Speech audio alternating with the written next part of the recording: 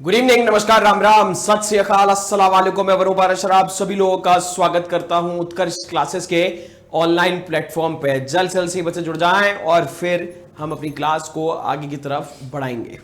उत्कर्ष classes का हमेशा ये प्रयास रहा है कि त्योहारों में भी भले ही हम लोग अवेलेबल रहे ना रहे, पर आप सब लोगों की जो क्लासेस है वो भरपूर चलती रहे। तो आज की जो क्लासेस रहेगी उसमें, जैसे कि मैंने स्टार्टिंग में आपको पहले भी बताया हुआ है ये चीज़ कि पोल नहीं होगा, क्योंकि पोल जो है वो लाइव क्लास में चलता है। और हमारा प्रयास ये रहेगा कि हम आपको आज की क्लास में या जो आने वाले समय में 2-4 दिन और क्लास होने वाली है उसमें आप लोगों को इस तरीके से तो मतलब इतना पढ़ा दें कि आपका जो वो एक फ्लो है वो टूटना नहीं चाहिए। जैसे कि मैंने हर बार ये चीज़ बोली है कि भले ही 24 घंटे में से आधे घंटे पढ़ो, पर एक दिन ज़रूर मतलब ऐसा रखना ही रखना है कि ऐसा ना हो कि बिल्कुल भी पढ़ाई नहीं की हो। किसी दिन आप 4 घंटे पढ़ते हैं, 5 घंटे पढ़ते हैं, 6 घंटे पढ़ते हैं। किसी दिन अगर आपका मन नहीं भी कर रहा है पढ़ने का, तो इतना रखो कि भले 15 मिनट, 20 मिनट, आधे घंटे मन लगा के पढ़ लो, पर पढ़ाई जरूर करें। सबसे पहला प्रश्न आ रहा है आप लोगों के सामने, बताइए इसका आंसर क्या रहने वाला है। गौतम बुद्ध जी का जन्म कब हुआ था, ये आपसे ये पूछा जा रहा है। क्या वो 563 ईसा पूर्व, 561 ईसा पूर्व, 558 ईसा पूर्व, या फिर आपको 544 ईसा पूर्व देखने को मिलेगा। देखो, अगर हम इसमें बात करें तो गौतम बुद्ध जी का जन्म वो आपको कहां पे देखने को मिलेगा। गौतम बुद्ध जी का जन्म जो है वो आपका लुम्बिनी में हुआ था। कहां पर? लुम्बिनी में। और अगर आपसे गांव पूछ लिया जाए तो भाई क्या, कपिलवस्तु। और ये कपिलवस्तु नाम की जगह वर्तमान में कहां पड़ती है? आपकी नेपाल में पड़ती है। अगर आपसे पूछा जाए गौतम बुद्ध जी कहां पैदा हुए थे, तो आप कह सकते हो ये लुम्बिनी जो है ये नेपाल और बिहार के बॉर्डर पे आपको देखने को मिलता है। पर कोई एकदम आपसे कॉलर पकड़ के आपका पूछ लेगा भैया एक बताओ, तो बोल देना भैया फिर ये नेपाल में देखने को मिल जाएगा। और गौतम बुद्ध जी का जन्म जो है वो आपका 563 ईसा पूर्व में हुआ था। और बुद्ध का अर्थ क्या होता है? बुद्ध का अर्थ होता है जिसको ज्ञान प्राप्त हो गया हो। ज्ञान प्राप्ति का मतलब क्या होता है? जिसको अपनी इंद्रियों पर नियंत्रण हो गया हो, जिसको अपनी इंद्रियां कंट्रोल में हो, उसको बोलते हैं क्या? बुद्ध। साथ में ये भी याद रखना, गौतम बुद्ध को और किस नाम से जानते हैं? उनको एशिया का, उनको एशिया महाद्वीप का और क्या कहते हैं? एशिया महाद्वीप का उनको ज्योतिपुंज भी कहा जाता है। ठीक है, एशिया महाद्वीप का ज्योतिपुंज, लाइट ऑफ एशिया भी कहते हैं। तो उसका सही आंसर जो देखने को मिला वो है 563 ईसा पूर्व। नेक्स्ट, बुद्ध के जीवन की कौन सी घटना महाविनिष्क्रमण के नाम से भी जानी जाती है? क्या वो उनकी मृत्यु है, उनका जन्म है, उनका घर से प्रस्थान है, या फिर उनका ज्ञान प्राप्त करना? ये आपको देखने को मिलेगा, बताएं। देखो, गौतम बुद्ध के जब ये 29 वर्ष के हुए तो इन्होंने अपना घर क्या कर दिया? इन्होंने अपना घर त्याग दिया। घर त्याग दिया क्योंकि इनको अपना ज्ञान ढूंढना था। और ज्ञान ढूंढना बेसिकली मैंने आपको बताया, इनको अपनी इंद्रियों पर कंट्रोल करना था। तो ये 29 साल में तपस्या में बैठे और 6 वर्ष की कठोर तपस्या के बाद 35 वर्ष की आयु में, 35 वर्ष की आयु में इनको ज्ञान प्राप्ति हुई। ज्ञान प्राप्ति इनको किस जगह पे हुई थी? वो हुई थी बोध गया में, जो वर्तमान में आपको बिहार में पड़ता है। ये कौन से पीपल के पेड़ के नीचे? हाँ, ये पीपल के पेड़ के नीचे बैठे थे। कमेंट सेक्शन में आप लोग बताओगे कि कौन सी नदी के तट पर इनको ज्ञान प्राप्ति हुई थी। और ज्ञान प्राप्ति के लिए जो शब्द प्रयोग हुआ है वो शब्द कौन सा है? वो है आपका निर्वाण। तो महाविनिष्क्रमण क्या है? जब 29 वर्ष की आयु में इनके द्वारा घर छोड़ा गया था, जिनके द्वारा क्या घर त्यागा गया था इनके द्वारा, इसी को आप क्या कहते हो? इसको आप क्या कहते हो? महाविनिष्क्रमण इसको बोला जाता है। ठीक है, तो घर से जो प्रस्थान हो जाएगा वो आपको इसका सही जवाब देखने को मिलेगा। साथ में ये भी याद रखेंगे कि अगर आपसे ये चिन्ह पूछ लिया जाए कि महाविनिष्क्रमण का चिन्ह क्या है, तो वो घोड़ा है, क्योंकि घोड़े से बैठ के ही क्या है ये इन्होंने अपने घर को त्यागा था। चलते हैं नेक्स्ट वाले की तरफ, अगले वाले का जवाब दें। ठीक, बताएं, गौतम बुद्ध की जो माता थी वो किस वंश की थी? क्या वो शाक्य वंश की थी? क्या वो माया वंश की थी? क्या वो लिच्छवी वंश की थी? या फिर वो आपकी क्या है, कोलीय वंश की हुआ करती थी? बताइए, क्या आपको इसका सही जवाब यहां पे देखने को मिल जाएगा?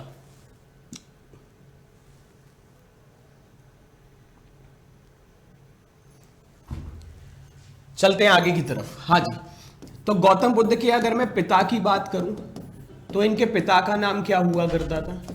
इनके पिता का नाम हुआ करता था शुद्धोदन।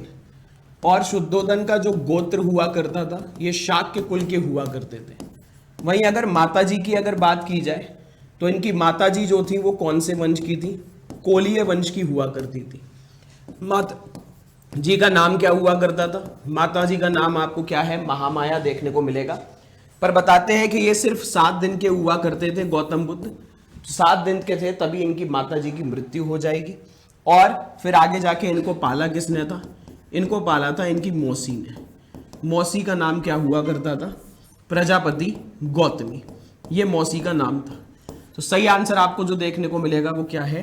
कोलीय वंश will be the right answer. D जितने लोगों ने जवाब दिया है उन लोगों का जवाब यहां पर आपको बिल्कुल सही देखने को मिलेगा। चलते हैं नेक्स्ट वाले पे। निम्नलिखित राजवंशों के किस शिलालेख से लुम्बिनी को बुद्ध की जन्मस्थली के रूप में जाना जाता है? क्या वो मौर्य समय का आपका शिलालेख है, शुंग का शिलालेख है, सातवाहन का, या फिर आपका कुषाण का? देखो, एक अभिलेख है जिसे आप किस नाम से जानते हैं? इसे रूमिनदेई अभिलेख कहते हैं। रूमिनदेई अभिलेख यह आपको कहां से प्राप्त हुआ है? यह आपको नेपाल से प्राप्त हुआ है। और यह अभिलेख प्रमाणित करता है कि जब अशोक जो था वो जब अपने शासन के 10वें वर्ष में था तो ये कहां पे गया था? ये बोध गया था। और ये जब अपने शासन के अशोक 20वें वर्ष में था तब ये कहां गया था? लुम्बिनी गया था। और ये दोनों ही जगह गौतम बुद्ध के जीवन से संबंधित बहुत पवित्र जगह मानी जाती है। लुम्बिनी में जन्म हुआ और बोध गया में क्या है? इनको ज्ञान प्राप्ति हुई थी। और यहां पर जाकर क्या है? अशोक ने यह घोषणा करी थी कि यहां के लोगों से मैं टैक्स नहीं वसूलूंगा या फिर नाम मात्र, ना के बराबर टैक्स वसूलूंगा। तो हम कह सकते हैं मौर्यों के समय का अभिलेख है जो ये प्रमाणित करता है कि गौतम बुद्ध का जो जन्म है वो आपका लुम्बिनी में हुआ था। चलते हैं नेक्स्ट वाले की तरफ। अशोक के निम्नलिखित शिलालेखों में से कौन सा इस परंपरा की पुष्टि करता है कि गौतम बुद्ध का जन्म जो है लुम्बिनी में हुआ था? यह अभी आपको पिछले क्वेश्चन में ही मैंने बताया है। क्या वो बसाड़ स्तंभ लेख है, निगाली सागर स्तंभ लेख है, रामपुरवा स्तंभ शिलालेख है, या फिर आपको रूमिनदेई स्तंभ शिलालेख देखने को मिल जाएगा? देखिए, जब आप कहीं पे खोद खोद के लिखते हैं, कहीं पे जब आप गाड़ गाड़ के लिखते हैं तो उसे आप अभिलेख कहते हैं। इंग्लिश में इसको क्या कहा जाता है? इसको इंग्लिश में इंस्क्रिप्शन कहा जाता है। जब आप किसी पत्थर पे लिखते हो तो उसको आप क्या कहते हैं? उसे शिलालेख कहा जाता है जब पत्थर पे लिखते हैं। जब किसी खंबे पे, पिलर पे लिखा जाता है तो इसे स्तंभ लेख कहते हैं। और जब किसी गुफा में लिखा जाता है तो इसे क्या है? गुहा लेख कहा जाता है। जब किसी गुफा में लिखते हैं तो यहाँ पे आपसे ये पूछा जा रहा है, मैंने अभी आपको पिछले क्वेश्चन में ही बताया, नेपाल से प्राप्त जो रूमिनदेई अभिलेख है ये प्रमाणित करता है कि गौतम बुद्ध का जो जन्म था वो लुम्बिनी में था। साथ में आप लोग ये भी याद रखेंगे कि गौतम बुद्ध का जो वास्तविक नाम क्या हुआ करता था? इनका वास्तविक नाम जो था वो सिद्धार्थ हुआ करता था। रियल नेम जो था क्या था इनका? वो सिद्धार्थ था। चलते हैं नेक्स्ट पे।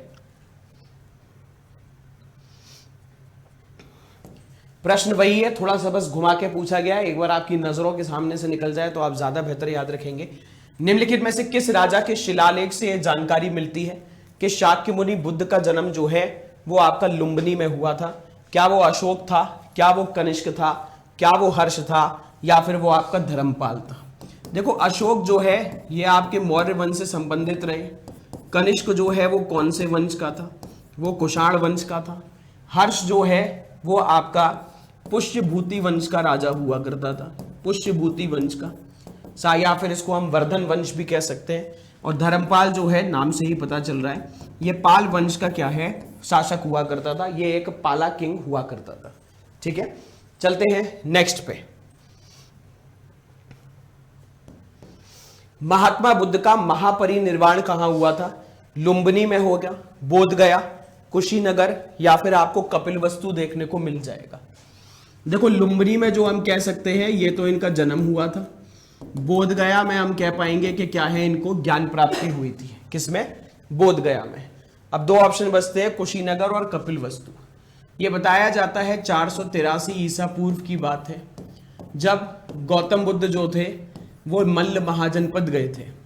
और मल्ल महाजनपद की जो राजधानी हुआ करती थी कुशीनगर, यहीं पे क्या है गौतम बुद्ध ने अपने प्राणों को त्यागा था। गौतम बुद्ध ने अपने प्राणों को क्या किया था, त्यागा था। और इसीलिए जब इनकी मृत्यु हुई गौतम बुद्ध की, तो मृत्यु के लिए क्या शब्द प्रयोग किया जाता है, डेथ के लिए वो महापरिनिर्वाण किया जाता है। ठीक है, तो मल्ल महाजनपद की राजधानी कुशीनगर, ये आज जगह कहाँ पे पड़ती है, उत्तर प्रदेश में पड़ती है, यूपी में, जहां पर इनको क्या है, इन्होंने अपनी अंतिम सांस ली थी। ठीक है, चलते हैं नेक्स्ट वाले की तरफ, अगले वाले का जवाब देंगे। महापरिनिर्वाण मंदिर कहां पर है, ये मैंने अभी अभी आपको बताया। कुशीनगर है, सारनाथ है, बोधगया है, या फिर आपके शरावस्ती देखने को मिल जाएगा। देखिए सारनाथ की अगर बात की जाए तो सारनाथ में तो इन्होंने सर्वप्रथम जो है, सर्वप्रथम क्या है, इन्होंने अपना पहला उपदेश दिया था ज्ञान प्राप्ति के बाद गौतम बुद्ध ने। बोधगया जो है मैंने आपको बताया, यहां पे इनको ज्ञान प्राप्ति हुई थी। बोलते हैं कि फाल्गु नदी के तट पे या निरंजना नदी के तट पे इनको ज्ञान प्राप्ति हुई थी। शरावस्ती में ये माना जाता है कि इन्होंने अपने मैक्सिमम जो उपदेश हैं, सर्वाधिक उपदेश जो है वो शरावस्ती में दिए थे। सारनाथ में जब गौतम बुद्ध ने अपना सबसे पहला उपदेश दिया था, तब कितने शिष्यों को दिया था, बताते हैं 5 शिष्यों को इन्होंने अपना सबसे पहला उपदेश दिया था। महापरिनिर्वाण मैंने आपको बताया, मल्ल महाजनपद की जो राजधानी थी कुशीनगर, यहीं पे इन्होंने अपने प्राण त्यागे थे, और महापरिनिर्वाण इसी के लिए प्रयोग किया जाता है। साथ में आपको यह भी याद रखना है कि गौतम बुद्ध जो है उनकी मृत्यु कौन सी बीमारी से हुई थी। गौतम बुद्ध की जो मृत्यु है उनको क्या है, पेचिस बीमारी हुई थी, जैसे हम क्या कहते हैं सरल भाषा में लूज मोशन विद ब्लड कह सकते हैं। ठीक है, लूज मोशन विद ब्लड यानी कि खूनी दस्त कह सकते हैं। यह बीमारी जो है वो आज भी आपकी क्या है, देखने को मिल जाएगी। चलते हैं नेक्स्ट वाले की तरफ, अगले वाले का जवाब आप लोग बताएंगे कमेंट सेक्शन में। पर आगे बढ़ने से पहले आप सभी लोगों के लिए कुछ खास जानकारी, जैसे कि आप जानते हैं दीपावली का त्यौहार है, और उत्कर्ष क्लासेस ने हमेशा ये प्रयास किया है कि अपनी जो खुशियां हैं वो खुशियां जो है अपने बच्चों के साथ बांटी जाए, क्योंकि खुशियां जो है वो बांटने से बढ़ती हैं और दुख जो है वो बांटने से कम होते हैं। तो ये दीपावली का त्यौहार जो है वो उत्कर्ष क्लासेस अपने प्यारे प्यारे स्टूडेंट्स के साथ भी मना रहा है। कैसे मना रहा है, ये उत्कर्ष का दिवाली उत्सव जो है वो आपका 24 अक्टूबर तक रहेगा, जिसमें हम उत्कर्ष आपके सभी ऑनलाइन कोर्सेज पर, जितने भी ऑनलाइन कोर्सेज हैं उन पे हम आपको 90% तक का डिस्काउंट दे रहे हैं। साथ में जो भी कोर्स आप लेते हैं उसकी वैलिडिटी इस बार बहुत सही रहेगी। जब तक आपका एग्जाम नहीं हो जाएगा तब तक क्या है, आपकी वैलिडिटी जो है यहाँ पे रहेगी, और आप 13% का एक्स्ट्रा डिस्काउंट भी जो है, एक्स्ट्रा ऑफ भी प्राप्त कर सकते हैं कुछ टॉप कोर्सेज पे। जो हमारे टॉप कोर्सेज हैं उन पे बस आप ये वाला कोड लगा लेना UC13, और जैसे आप UC13 कोड लगाएंगे तो आपको 13% का एक्स्ट्रा ऑफ भी देखने को मिल जाएगा। चलते हैं नेक्स्ट वाले की तरफ, अगले वाले का जवाब बताएं क्या रहेगा। निम्नलिखित में से कौन बौद्ध धर्म में निर्वाण की अवधारणा का सबसे अच्छा वर्णन करता है। क्या मतलब होता है निर्वाण का, यह पूछा जा रहा है। तो इच्छा की ज्वाला का बुझ जाना, स्वयं का पूर्ण विनाश, आनंद और विश्राम की स्थिति, या सभी समस्या परिक एक आपको क्या है, मानसिक अवस्था देखने को मिल जाएगी। बताइए क्या इसका आपको जवाब देखने को मिल जाएगा।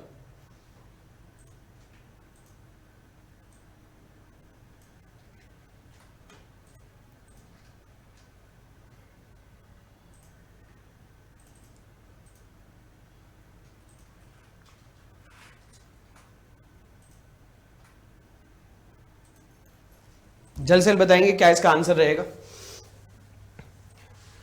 निर्वाण की अवधारणा का आपसे सबसे अच्छा वर्णन पूछा जा रहा है, तो सबसे पहले तो मैं आप लोगों को बता दूं इसका सही आंसर जो आपको देखने को मिलेगा वो क्या है आपका। देखो निर्वाण मैंने आप लोगों को बताया था बेसिकली क्या है। निर्वाण का मतलब होता है जब आपका ज्ञान प्राप्त हो जाता है, और ज्ञान प्राप्ति का मतलब क्या होता है कि आपके जो सेंसेस हैं, आपकी जो इंद्रियां हैं वो आपके नियंत्रण में आ गई हैं। इंद्रियां नियंत्रण में आ गई यानी कि आपकी जो इच्छा है, आपके जो डिजायर्स हैं वो आपके क्या है, यहाँ पर कंट्रोल में आ जाएंगे। तो इसका सही आंसर आपको देखने को मिल जाएगा, वो क्या है, इच्छा की ज्वाला का बुझ जाना। ये आपको सही जवाब यहाँ पर देखने को मिलेगा। चलते हैं नेक्स्ट वाले की तरफ, अगले वाले का जवाब दें। आलार कलाम कौन हुआ करते थे, वो आपसे पूछे गए हैं। क्या वो बुद्ध के शिष्य हुआ करते थे, एक प्रशिक्षित बौद्ध भिक्षु हुआ करते थे, या फिर आपका क्या है बुद्ध के समय का एक राजा हुआ करता था, या फिर बुद्ध के एक शिक्षक हुआ करते थे। ये आपसे पूछे गए आलार कलाम। देखो ऐसा कहते हैं कि जब गौतम बुद्ध, या मैं ज्यादा बेहतर बोलूं ये तब सिद्धार्थ थे, सिद्धार्थ जब अपने महल से निकले तो इन्होंने 4 ऐसे दृश्य देख लिए थे जिससे इनका पूरा हृदय परिवर्तन हो गया। पहला दृश्य क्या देखा, इन्होंने एक बूढ़ा व्यक्ति देखा। बूढ़ा व्यक्ति वो दुखी था, बहुत ज्यादा दुख में लग रहा था वो। फिर थोड़ा आगे बढ़े तो उन्होंने एक बीमार व्यक्ति देखा। बीमार व्यक्ति वो भी बहुत ज्यादा दुखी था। फिर थोड़ा आगे बढ़े तो उन्होंने एक मृत व्यक्ति देखा, ये आदमी मर गया था, उसके आसपास भी लोग बैठ के विलाप कर रहे थे, अपना दुख प्रकट कर रहे थे। तो 3 जगह उन्होंने क्या देखा, सब जगह दुखी दुख देखा। फिर जब वो चौथी जगह पे आए तो उन्होंने एक संत को देखा। चौथी जगह पे क्या देखा उन्होंने, एक संत को देखा जो कि बहुत ज्यादा क्या है खुश लग रहा था। तो इन्होंने अपने सारथी से पूछा, इनके सारथी का नाम जो है आप जरूर बताएंगे कमेंट सेक्शन में, अगर बता दोगे तो चन्ना वैसे नाम था, चलो कोई नहीं मैं बता देता हूँ, ठीक है। तो सारथी से पूछा कि ये इतना ज्यादा प्रसन्न कैसे है, तो इन्होंने ये बात बोल दी कि संत जो है उसने अपनी इंद्रियों पे, सेंसेस पे कंट्रोल कर लिया है। तो इसी के बाद गौतम बुद्ध जो थे, या मैं ज्यादा बेहतर बोलूं सिद्धार्थ, उन्होंने ये फैसला लिया कि भैया मेरे को भी संत बनना है, मुझे नहीं ये राजा महाराजा की जिंदगी जीनी है। और अपना महल इन्होंने छोड़ दिया और ये कहाँ चले गए, ये सबसे पहले अपने गुरु के पास गए, आलार कलाम के पास। और यहाँ से इन्होंने बोला अपने गुरु से कि मेरे को ज्ञान दो, मुझे ज्ञान चाहिए, मेरे को भी अपनी इंद्रियों पे क्या है कंट्रोल करना है। तो इसका सही जवाब जो आपको देखने को मिलेगा ये क्या है, ये बुद्ध के क्या है शिक्षक हुआ करते थे, आलार कलाम। हालांकि जो ज्ञान इनके द्वारा दिया गया था उस ज्ञान से ये संतुष्ट नहीं हुए, फिर ये अपने दूसरे गुरु के पास गए। दूसरे गुरु का नाम क्या हुआ करता था, वो था रुद्रक रामपुत्र। ये इनके सेकंड गुरु हुआ करते थे। चलते हैं नेक्स्ट वाले की तरफ, अगले का जवाब दें। महात्मा बुद्ध ने अपना सबसे पहला धम्म चक्र प्रवर्तन किस स्थान पर दिया था, लुम्बिनी में, सारनाथ में, पाटलिपुत्र में, या वैशाली में। देखो धम्म चक्र प्रवर्तन है क्या, ज्ञान प्राप्ति के बाद जब इनको ज्ञान प्राप्त हो गया तो इन्होंने जो अपना सबसे पहला उपदेश दिया था, सबसे पहला उपदेश, उसी को धम्म चक्र प्रवर्तन कहते हैं। और ये उपदेश दिया कहाँ पे था, इन्होंने ये उपदेश दिया था कहाँ पे, सारनाथ में। ये सारनाथ आपको याद रखना कहाँ पर, जो आपका काशी है जिसको आप बनारस बोलते हो या वाराणसी बोलते हो, वहाँ से आपको 50-60 किलोमीटर की दूरी पे ये देखने को मिल जाएगा सारनाथ, जहाँ पे गौतम बुद्ध ने अपना सबसे पहला उपदेश दिया था। कितने लोगों को दिया था, अपने 5 शिष्यों को। और प्रथम उपदेश को ही क्या कहते हैं, धम्म चक्र प्रवर्तन बोला जाता है। चलते हैं नेक्स्ट वाले पे, अगले का जवाब दें। वही प्रश्न है, गौतम बुद्ध ने अपना सबसे पहला उपदेश कहाँ दिया, काशी में, सारनाथ में, कुशीनगर में, या बोध गया में। अगर मैं फिर से थोड़ा रिवाइज कराना चाहूं तो बोध गया में क्या है, गौतम बुद्ध को ज्ञान प्राप्ति हुई, जिसके लिए शब्द क्या प्रयोग किया गया है, जिसके लिए शब्द प्रयोग किया गया है आपका निर्वाण। कुशीनगर में क्या है, इनकी मृत्यु हुई थी, डेथ, जिसके लिए क्या शब्द प्रयोग किया गया है, शब्द आपका रहेगा क्या, महापरिनिर्वाण। महापरिनिर्वाण, ठीक है। और सारनाथ की अगर बात की जाए तो सारनाथ में इन्होंने अपना क्या है सबसे पहला उपदेश दिया था, जिसको मैंने आपको बताया धम्म चक्र प्रवर्तन कहते हैं। तो सबसे पहला उपदेश जो है वो आपका सारनाथ, और कौन सी भाषा में, यह आपकी पाली भाषा में, पाली लैंग्वेज में दिया गया था। पाली भाषा कौन सी होती थी, वो भाषा जो आपकी क्या मतलब स्थानीय लोग, लोकल लोग जो भाषा बोलते थे उसी को क्या है पाली भाषा बोला जाता था। चलते हैं नेक्स्ट वाले पे, अगले का जवाब दें। गौतम बुद्ध ने अपने सबसे ज्यादा उपदेश कहां पे दिए थे, वैशाली में, शरावस्ती में, कौशांबी में, या फिर आपको क्या है यहां पर राजगृह में देखने को मिल जाएगा, बताएं। देखो गौतम बुद्ध की अगर बात की जाए तो पहला उपदेश तो मैंने बता दिया कि सारनाथ में दिया है, पर अगर मैं मैक्सिमम उपदेश की बात करूं तो वो आपके कहां पर, शहर जो है वो आपको देखने को मिल जाएगा कौन सा, उत्तर प्रदेश। कौन सा शहर आपको देखने को मिल जाएगा, यूपी। वहीं पे इनके द्वारा आपके क्या है सबसे ज्यादा जो है उपदेश दिए गए थे। और ये आपका क्या सही आंसर जो है वो आपका श्रावस्ती हो जाएगा। बस थोड़ा सा कहते हुए ये दुख हो रहा है, जब 2011 की जनगणना आई थी तो उस समय उत्तर प्रदेश में 75 जिले हुआ करते थे। जब 2011 की जनगणना थी तो उन 75 जिलों में सबसे कम अगर साक्षरता दर किसी की देखने को मिली, सबसे कम पढ़े लिखे लोग अगर देखने को मिले, तो वो आपका यही था श्रावस्ती। तो कहते हुए दुख हो रहा है कि एक समय जब गौतम बुद्ध ने जिस जगह पे सबसे ज्यादा उपदेश दिए, आज वही जगह जो हमें वो कह सकते हैं कि आपकी साक्षरता दर में सबसे पिछड़ी हुई देखने को मिल रही है। चलते हैं नेक्स्ट वाले पे। कौन सा दर्शन त्रिरत्न को स्वीकार करता है? कौन सा दर्शन त्रिरत्न को स्वीकार करता है? तो क्या वो आपका बौद्ध धर्म है, न्याय दर्शन है, जैन है, या फिर आपको क्या है बौद्ध देखने को मिल जाएगा? बताएं। देखो, योगा की खोज करने वाले व्यक्ति जो थे उनका तो नाम हुआ करता था पतंजलि, और इनके द्वारा योग सूत्र पुस्तक भी लिखी गई।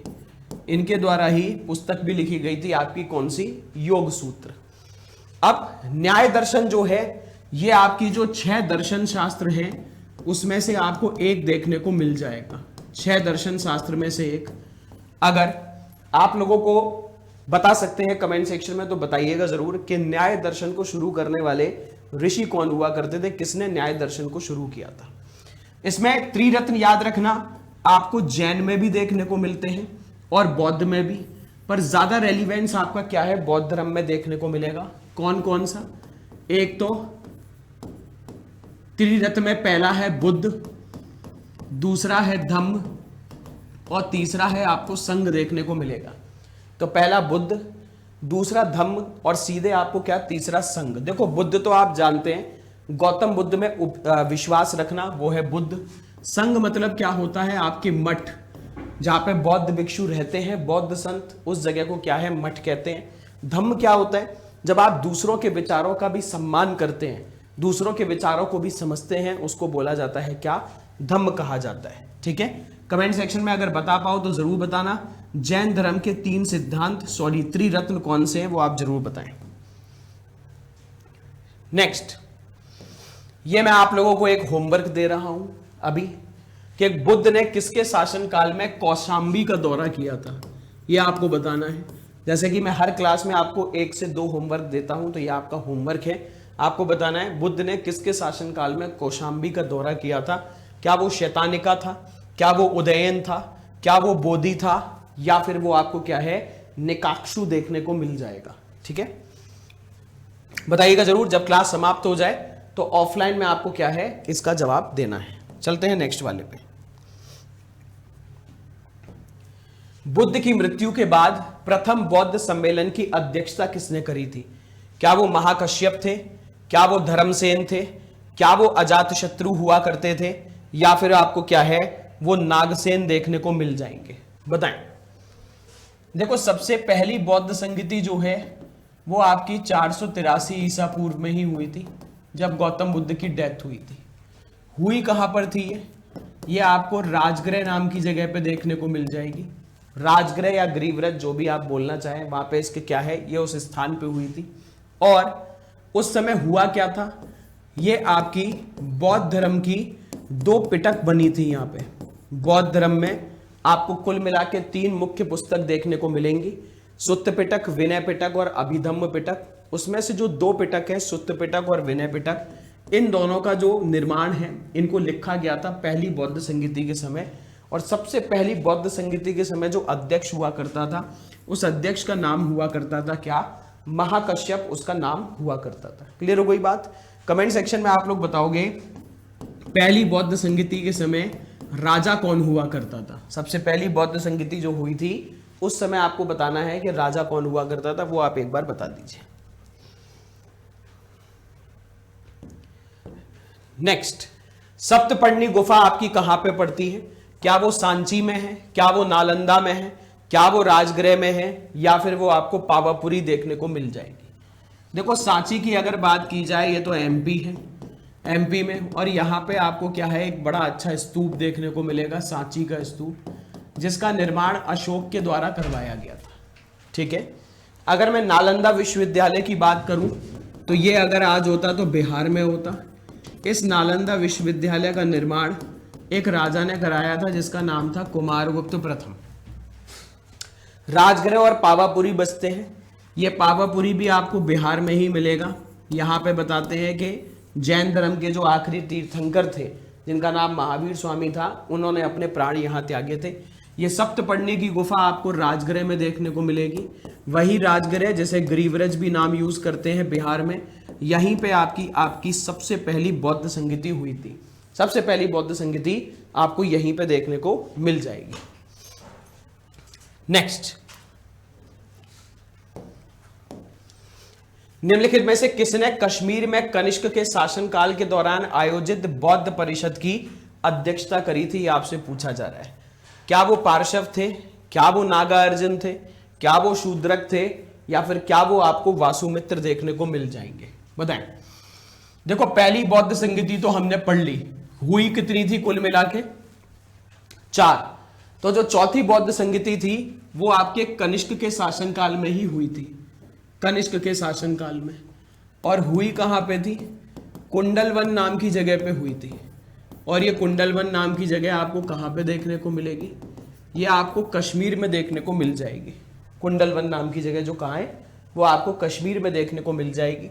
और इस समय राजा जो हुआ करता था, मैंने आपको बताया क्या? कनिष्क। और इसी वाली बौद्ध संगीति में बौद्ध धर्म का विभाजन हो गया था। बौद्ध धर्म का विभाजन हो गया था 2 भागों में। एक भाग कहलाएगा आपका हीनयान और दूसरा भाग आपका कहलाएगा क्या? महायान। तो एक भाग हीनयान और दूसरा भाग महायान। सबसे बड़ा अंतर क्या है? अंतर तो बहुत सारे हैं हीनयान और महायान में, पर आपको सबसे बड़ा अंतर जो देखने को मिलेगा वो क्या है? महायान वाले लोग जो हैं वो क्या है? मूर्ति पूजा करते हैं, और हीनयान वाले लोग जो है वो आपको मूर्ति पूजा करते हुए देखने को नहीं मिलेंगे। ठीक है, ये सबसे बड़ा डिफरेंस होता है। और चौथी बौद्ध संगीति के समय जो अध्यक्ष हुआ करता था वो थे आपके क्या? वासुमित्र। समय कमेंट सेक्शन में आप लोग बताओगे ये एकमात्र ऐसी बौद्ध संगीति है जिसमें अध्यक्ष के साथ एक उपाध्यक्ष भी हुआ करते थे। हर बौद्ध संगीति में, चाहे पहली हो या दूसरी हो या तीसरी हो, सब में सिर्फ अध्यक्ष थे। इस बौद्ध संगीति में अध्यक्ष के साथ साथ एक उपाध्यक्ष भी थे। तो उसका नाम आप जरूर कमेंट सेक्शन में बताएंगे कि उपाध्यक्ष का नाम क्या हुआ करता था। नेक्स्ट,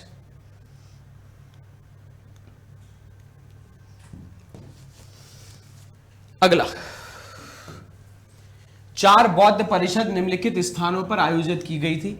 आपको उनको क्रम में लगाना है। सबसे पहली बौद्ध संगीति कहां हुई थी, फिर दूसरी, फिर तीसरी और फिर चौथी? वैशाली, राजगृह, कुंडलवन, पाटलिपुत्र। ऑप्शन 1 2 3 4 4 3 2 1 2 1 3 4 या 2 1 4 3। बताएं।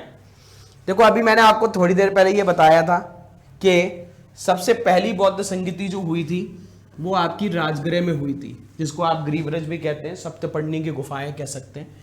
सबसे चौथी वाली हुई थी कुंडलवन, कश्मीर में। ये मैंने अभी अभी आपको बताया, कनिष्क के शासनकाल में। तो हम शुरुआत तो कह सकते हैं, इसकी शुरुआत जो है वो आपकी दूसरे नंबर से हुई थी। तो दूसरे में ऑप्शन कहाँ आ रहा है? सी और डी में। तो ए और बी तो पहली गलत हो गई। फिर दूसरे के बाद अगली कहाँ हुई थी? सेकंड वाली वो हुई थी वैशाली में, और तीसरी वाली हुई थी पाटलिपुत्र में। तो 2 के बाद 1 आना चाहिए, 2 के बाद 1 दोनों में आ रहा है, फिर आपका 3 आना चाहिए और फिर 4। सही जवाब जो आपको देखने को मिलेगा वो क्या है? आपका C will be the right answer. तो सी इसका सही जवाब रहेगा। चलते हैं नेक्स्ट वाले की तरफ, अगले का जवाब दें। प्रथम बौद्ध परिषद निम्नलिखित में से किस शहर में आयोजित की गई? ये वही क्वेश्चन है, रिपीटेड, एक बार देख लीजिए। क्या वो नालंदा है, क्या वो गया है, क्या वो राजगीर है, या फिर वो आपको क्या बोध गया देखने को मिलेगा? तो चाहे आप इसे राजगीर बोल लो या फिर आप इसे क्या है? ग्रीवरज बोल लो। ठीक है, चाहे आप इसे राजगीर बोल लो या फिर आप इसे ग्रीवरज बोल लो। प्लस आपको क्या है? सप्तपर्णी की गुफाएं भी याद रखना। जो सप्तपर्णी की गुफाएं हैं वो भी आपको याद रखनी है। मैं एक बार आपको राजा बता दे रहा हूं सारे। सबसे पहली बौद्ध संगीति के समय पर राजा कौन हुआ करता था? उसका नाम था अजातशत्रु। दूसरी बौद्ध संगीति के समय राजा कौन हुआ करता था? उसका नाम था कालाशोक। ये कौवे जैसा काला हुआ करता था, इसलिए इसका नाम कालाशोक पड़ गया। ठीक है, इसे काकवर्ण भी कहते हैं, काकवर्ण। ये कौवे जैसा काला था, तो काक मतलब कौवा और वर्ण मतलब देखने में रंग टाइप का, तो काकवर्ण। तीसरी बौद्ध संगीति के समय राजा हुआ करता था अशोक, और चौथी बौद्ध संगीति के समय अभी मैंने आपको बताया राजा था कनिष्क। ठीक है, चलते हैं नेक्स्ट वाले पे, अगले का जवाब दे। द्वितीय बौद्ध संगीति किस स्थान पर आयोजित की गई? अब मैं आपको, उम्मीद है वैसे मैंने तो थोड़ी देर पहले आपको क्वेश्चन भी कराया था, राजगृह है, वैशाली है, पाटलिपुत्र है, या फिर आपको क्या है यहां पर काशी देखने को मिल जाएगी। देखो दूसरी बौद्ध संगीति जो है वो 383 ईसा पूर्व में हुई थी। ठीक है, इसमें राजा मैंने अभी आपको बताया कालाशोक राजा हुआ करता था, प्लस इसमें भी बौद्ध धर्म का विभाजन हुआ था। बौद्ध धर्म जो था वो दो भागों में बट गया, एक आपका क्या महासांगिक, एक आपका महासांगिक, और दूसरा आपको क्या देखने को मिल जाएगा, दूसरा आपको स्थावर देखने को मिल जाएगा। एक महासांगिक और दूसरा क्या है आपका स्थावर। सही आंसर आपको जो देखने को मिलेगा दूसरी बौद्ध संगीति आपकी कहां पर, वैशाली में आपको देखने को मिल जाएगी। ठीक है, पहली वाली बौद्ध संगीति राजगृह में, तीसरी वाली बौद्ध संगीति आपको पाटलिपुत्र में देखने को मिलेगी। कमेंट सेक्शन में आप लोग बताओगे दूसरी बौद्ध संगीति के समय अध्यक्ष कौन हुआ करता था। पहली वाले का तो आप लोग पढ़ चुके हैं, वो है महाकश्यप। तीसरी बौद्ध संगीति के समय राजा अध्यक्ष कौन था अशोक के टाइम पे, मोगली पुत्र तिस, ये अध्यक्ष हुआ करता था। और चौथी वाली का हम लोग अभी पढ़ ही चुके हैं, जो थोड़ी देर पहले आपने बताया भी था, अश्वघोष और वासुमित्र। इसको आप लोगों को मिलान करना है, इसको मैच करिए एक दूसरे से और मैच करके बताइए। एक तरफ जन्म लिखा है गौतम बुद्ध का, फिर उनकी ज्ञान प्राप्ति, सबसे पहला उपदेश कहाँ दिया और उनकी मृत्यु कहाँ हुई। क्वेश्चन पहले वाला ही, बस एक मैच द फॉलोइंग है, सारनाथ, बोधगया, लुम्बिनी, या फिर आपको क्या है यहाँ पर कुशीनगर देखने को मिल जाएगा। बताएं। देखो गौतम बुद्ध के जो जन्म है ना, उसे कमल का फूल और हाथी से भी दर्शाया गया है। ज्ञान प्राप्ति पीपल के पेड़ के नीचे हुई थी, तो ज्ञान प्राप्ति के लिए चिन्ह क्या बताया गया है, वो है पीपल का पेड़।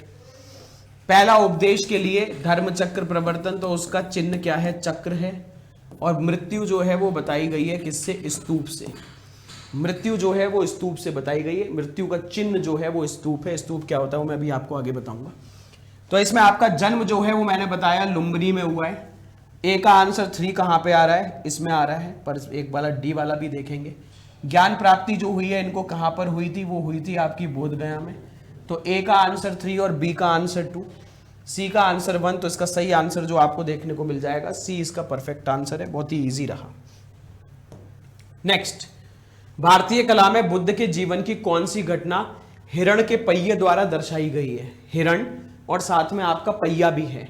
क्या वो महान प्रस्थान है, अभी पिछले क्वेश्चन में बताया था, ज्ञानोदय है, पहला उपदेश है, या फिर आपको निर्वाण हो जाएगा। बताएं। एक बार मैं आपको फिर से बता देता हूं। जन्म के लिए कमल का फूल, हाथी का चिन्ह बताया जाता है। जब इन्होंने अपना घर छोड़ा था तो घर छोड़ने के लिए क्या शब्द यूज होता है, महाविनिष्क्रमण। तो किस पे बैठ के आए थे, घोड़े पे बैठ के, इसलिए चिन्ह हो गया घोड़ा। ज्ञान प्राप्ति के लिए शब्द प्रयोग होता है निर्वाण। निर्वाण इनको पीपल के पेड़ के नीचे मिला था ज्ञान प्राप्ति। फिर सबसे पहला उपदेश धर्म चक्र प्रवर्तन। धर्म चक्र प्रवर्तन, इसके लिए जो आपका चिन्ह यूज हुआ है वो है आपका पहिया। और जब इनकी मृत्यु हुई, मृत्यु के लिए आपका क्या है, महापरिनिर्वाण। मृत्यु के लिए महापरिनिर्वाण, उसके लिए चिन्ह क्या है, वो है स्तूप। उसके लिए चिन्ह क्या है, स्तूप। स्तूप क्या होता है जरा इसको समझ लेते हैं, क्या चीज है स्तूप।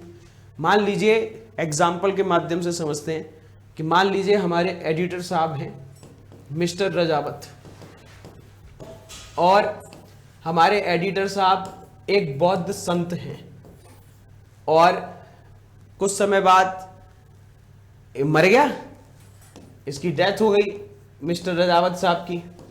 अब जब ये मर गए तो मरने के बाद इनको क्या है, जलाया जाएगा। जलने के बाद जो हड्डियां मिलेंगी, बोन्स, उन हड्डियों को जमीन में गाड़ दिया जाएगा और उसके ऊपर एक गुंबद बनाई जाएगी। इसी गुंबद को क्या कहा जाता है, इसी गुंबद को स्तूप कहा जाता है। क्लियर हो गई बात। तो स्तूप याद रखना, ऐसे ही नहीं, फिर बाद में ये जगह बहुत ज्यादा धार्मिक हो जाती है, लोग यहाँ पर फिर पूजा करने भी आते हैं। ठीक है, तो मिस्टर रजावत साहब बुरा मत मानो, भले तुम मर गए, पर तुमका जो ये अस्थियां यहाँ गाड़ी गई है, गुम्बद बनाया गया है, वहाँ पे लोग आके सर झुकाएंगे, कल को आके पूजा करेंगे। जैसे सांची का स्तूप है वो बहुत धार्मिक है, वहाँ पे जाके लोग आज भी बहुत सारे लोग पूजा करते हैं। ठीक है, तो उसका सही आंसर आपको जो देखने को मिला वो आपका क्या है, ये आपका हो जाएगा प्रथम उपदेश, धर्म चक्र प्रवर्तन जो है वो इससे दर्शाया गया है। नेक्स्ट, महाबोधि मंदिर बोध गया में बनाया गया है, जहां पर क्या, जहां पे गौतम बुद्ध का जन्म हुआ था, गौतम बुद्ध को ज्ञान की प्राप्ति हुई थी, गौतम बुद्ध ने अपना पहला उपदेश दिया था, या गौतम बुद्ध का निधन हो गया था, बताएं। देखो महाबोधि मंदिर जो है, ये मंदिर आपको कहां पे, ये आपको बोध गया में मिलेगा। कहां पर, बोध गया में। ये बोध गया आपको कहां देखने को मिलता है, आपको बिहार में देखने को मिलता है। तो इसी बोध गया बिहार में बताते हैं कि इनको सबसे पहले क्या है, यहाँ पर पीपल के पेड़ के नीचे ज्ञान प्राप्त हुआ। तो इसका सही आंसर आपको जो देखने को मिल जाएगा, गौतम बुद्ध को यहाँ पे ज्ञान प्राप्ति हुई थी। ज्ञान प्राप्ति का मतलब है निर्वाण प्राप्त हो गया था।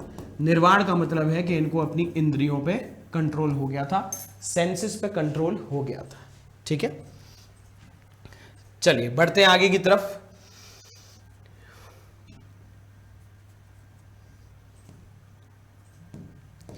अष्टांगिक मार्ग की अवधारणा का विषय क्या है? क्या वो दीपवंश है, दिव्य वदान है, महापरिनिर्वाण है, या फिर धर्म चक्र प्रवर्तन सुत्त आपको देखने को मिल जाएगा? बताएं, क्या इसका यहां पे सही जवाब आपको देखने को मिलेगा? जल्दी जल्दी।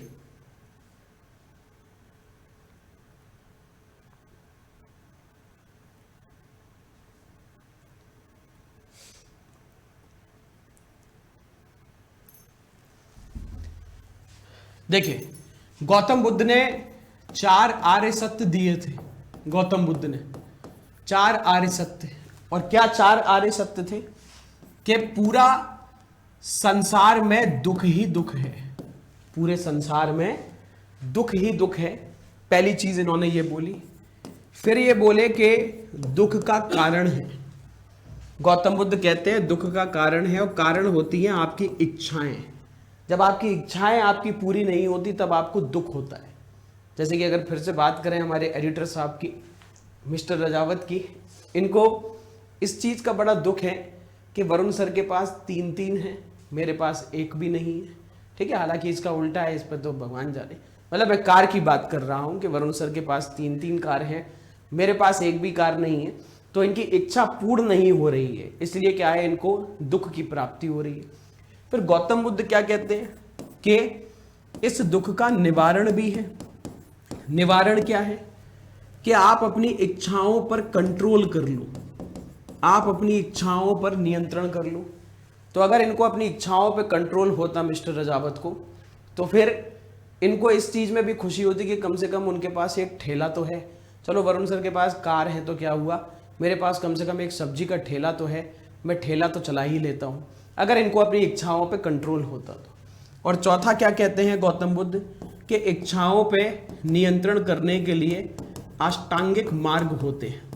8 मार्ग आपको देखने को मिल जाएंगे। सही आंसर जो आपको देखने को मिलेगा वो क्या है, आपका D will be the right answer. ठीक है, चलिए तो आज की क्लास को मैं क्या है यहीं पे सीमित कर रहा हूं। जाते जाते आप सभी लोगों के लिए फिर से भाई बहुत खास इंफॉर्मेशन वो जान लो क्या है।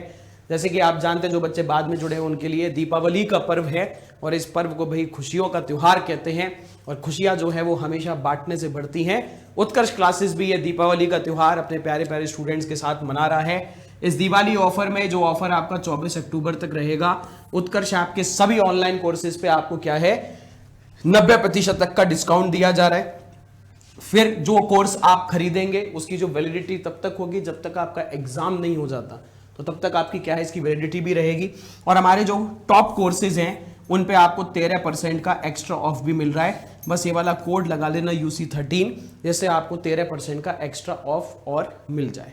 तो क्लास को यही सीमित करते हैं। जितने लोगों ने वीडियो को लाइक नहीं किया, एक बार वीडियो को लाइक कर देना, और वीडियो को ज्यादा से ज्यादा जगह पे शेयर कर देना। सभी लोग अपना ख्याल रखें, पढ़ाई जरूर करते रहें। जय हिंद, जय भारत।